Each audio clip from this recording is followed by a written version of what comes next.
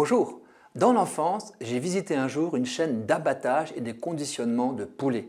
Et j'ai été stupéfait de voir que les mêmes volatiles étaient emballés sous deux marques distinctes, l'une basique et l'autre pas.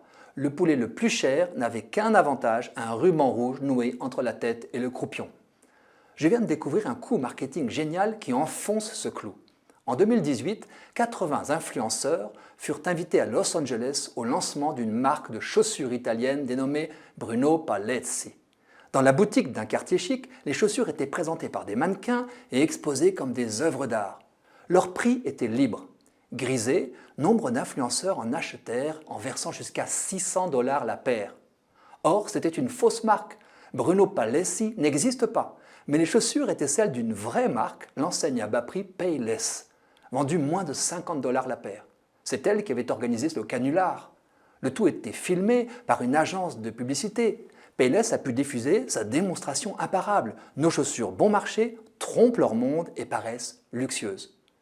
Il y a de quoi réfléchir, car l'affaire n'est pas si simple. D'abord, cet effet luxe est connu. Nous tombons tous plus ou moins dans son panneau. Reconnaissons que pour offrir une bonne bouteille de vin, nous aurons tendance, surtout quand on n'y connaît rien, à choisir la bouteille qui a de l'allure et dont le prix est assez élevé pour en déduire que ce n'est pas de la piquette. Certes, les sites internet d'évaluation des crus peuvent aider. On y trouve d'ailleurs des vins à petit prix, rivalisant avec de grands crus. Notons aussi que, selon l'adage « la façon de donner vaut mieux que ce que l'on donne », l'emballage d'un objet, comme la beauté d'un couvert, participe à la qualité de leur réception. Certes, nous n'aimons pas payer l'emballage, mais la présentation d'un vêtement en vrac a quelque chose de rebutant. À moins que le vrac table à son tour sur une forme de snobisme. L'expérience d'achat est donc à prendre en compte, et pas seulement le produit. J'ose transposer à la liturgie. Elle se doit d'honorer le cadeau. Quand elle est bâclée, on peut être choqué. J'ajoute qu'une marque de luxe ne mise pas seulement sur l'apparence. Elle vend sa solidité, sa durabilité. Les contrefaçons ne résistent pas à l'usure. D'ailleurs, la mode à petit prix est une catastrophe écologique. Ces produits sont peu durables.